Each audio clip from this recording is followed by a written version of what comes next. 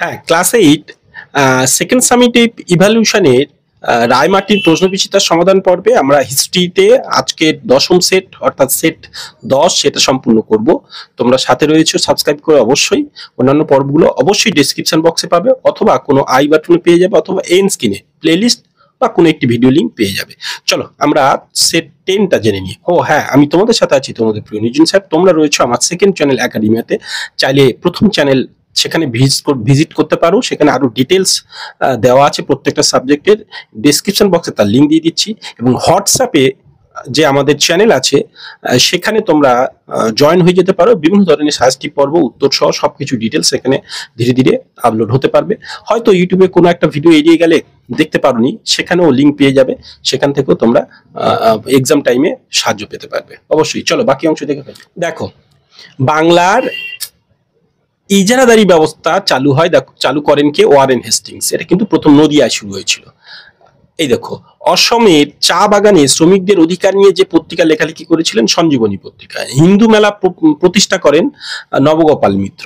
4, জাতীয় কংগ্রেসের প্রথম সভাপতি ছিলেন, দেখো, উমেশ চন্দ্র বন্দ্যোপাধ্যায়।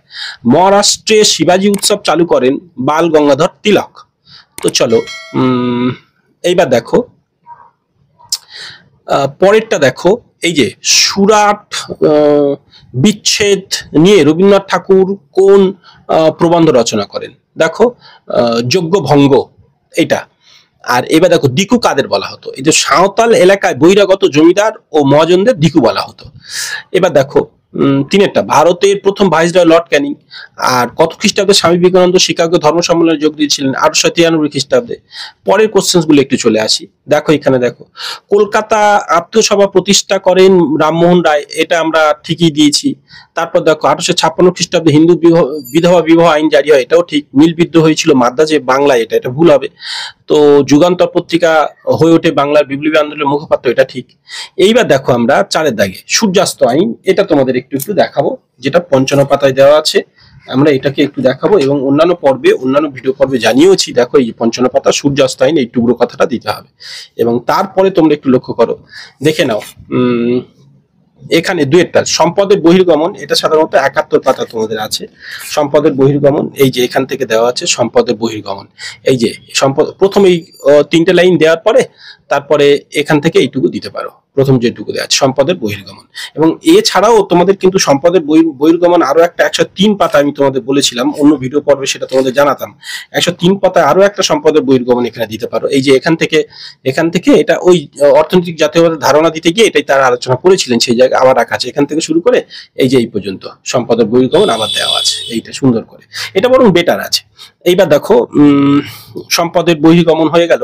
এইবারই দেখো, কে কবে বাংলা বিভাজনের পরিকল্পনা করেছিল? 1905 খ্রিস্টাব্দে লর্ড কার্জন এটা বাংলা বিভাজনের পরিকল্পনা, মানে এটা পরিকল্পনা করেছিলেন। এবং এবার বলছে এটি কবে বাস্তবায়িত করা হয়? তো এটা দেখো 1905 খ্রিস্টাব্দে এটা বাংলা বিভাজনের পরিকল্পনা তিনি করেছিলেন। এই অংশটা একটু তোমাদের দেখাবো, এইখানে দেওয়া আছে দেখো, এই যে 1905 খ্রিস্টাব্দে 19 জুলাই সরকারিভাবে বাংলা বিভাজনের পরিকল্পনা ঘোষণা করা হয়, আর 16 অক্টোবর এটা বাস্তবায়িত করা হয়। তাহলে এবার বুঝতে পারছো এটা বাস্তবায়িত কবে করা হয়। তো চলো এইবার আমরা পরেরটা জেনে নিই একটু। দেখো এইখানে এটা হয়ে গেল। এবার 5-এর দাগে চলে আসবো। নববঙ্গ গোষ্ঠী, যেটা 80 পাতায় তোমাদের দেওয়া আছে, নববঙ্গ গোষ্ঠী। এইখানে দেখো, এই যে নববঙ্গ গোষ্ঠী কি, পুরোটা তোমরা এটা দিতে পারো, আরো ডিটেলস এই পর্যন্ত দিতে পারো, এটা পুরোটা সুন্দর করে নববঙ্গ গোষ্ঠী। এবং তারপরে জানবো আমরা মর্লে মিন্টে সংস্কার আইন, যেটা 112 পাতায় আছে, সেটা একটু দেখো। এইখানে দেখো মর্লে মিন্টো সংস্কার আইন, এই যে 112 না, এটা 113 পাতা। এই যে এখান থেকে এইটা সংস্কার আইন, এটা তোমাদের দিতে হবে, মর্লে মিন্টো সংস্কার আইন। তাহলে এইটা হচ্ছে 113 পাতা, এটা 113 পাতাতে এটা তোমরা করবে। এবং 6 দাগের এটা দেখো 78 পাতা, রাজা রামমোহন রায়, যেটা 78 পাতা, সেটা আগে একটু দেখিয়ে নি। আর তারপর ঈশ্বরচন্দ্র বিদ্যাসাগর, এক্ষুনি যদিও দেখালাম 78 পাতা বিদ্যাসাগরের জায়গাটা, তবুও আরেকবার দেখবো আমরা। 78 পাতা এই যে এখানে আছে রাজা রামমোহন রায়ের পুরো অংশটুকু, প্রথম থেকে সমাজ সংস্কার তিনি কি কি গড়ে তুলেছেন সেটাও বলতে পারো এখান থেকে পুরো, এই যে এখান থেকে এটা বেটার হবে। কিন্তু বাকি প্রথম থেকেও দিতে পারো, এটা মানে পেজ নম্বর। এবং বিদ্যাসাগরের ব্যাপারটা বলি একটু, 80 পাতায়।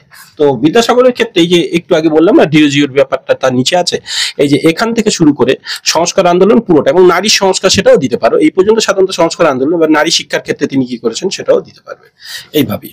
এবার চলে এসো আমরা এই যে এই স্বাধীনতা সংগ্রামে চরমপন্থীদের মতবাদের উত্থানের কারণ কি, এটা 104 পাতা, যেমন দেখতে পাচ্ছ 104 পাতা। এইটা একটু জেনে নেবো, 104 পাতা আমরা একটু জানবো। যেখানে দেখো এই যে সুন্দর করে চরমপন্থী উদ্ভবের পয়েন্ট করে রেখেছি। রাজনৈতিক সাফল্য লাভে ব্যর্থতা, এখান থেকে এই পর্যন্ত দিলে চলবে। তারপরটা দেখো 2 নম্বর, এখান থেকে এই পর্যন্ত পড়বো, যেটা পৃষ্ঠপোষকতার অভাব। এবং 3 নম্বর গোষ্ঠীদ্বন্দ্ব, এই যে এখান থেকে এটা এই পর্যন্ত দিতে পারো বা পরের পেজে যাবো, এটা ঠিক আছে, এই পর্যন্ত না দিয়ে আরেকটু যাবো, গোষ্ঠীদ্বন্দ্ব এপারের পেজে এই পর্যন্ত। 4 নম্বর প্রশাসনিক সংস্কার, এখান থেকে শুরু করে এই যে এই পর্যন্ত প্রশাসনিক সংস্কার। এই সব কারণে চরমপন্থীদের ভাবধারা আরো ইনক্রিজ করেছিল, সেটা তোমরা একটু দিতে পারো। এইবার এটা গেল এই পর্যন্ত। তো আরো অন্যান্য পর্ব অবশ্যই তোমাদের চ্যানেলে আছে, সাবস্ক্রাইব করে সাথে থাকো। আর এর প্রত্যেকটা সাবজেক্টে বই ধরোদের এরকম প্রত্যেকটা বই থেকে সাজেশনস পর্ব এবং বিগত বছরে পড়ে যাওয়া বিভিন্ন কোশ্চেন্স কেমন ছিল তাও জানাবো, উত্তর সহ সবকিছু তোমরা পাবে, পিডিএফ সহ অবশ্যই পাবে। সাথে থাকো অবশ্যই। চলো, বেস্ট অফ লাক।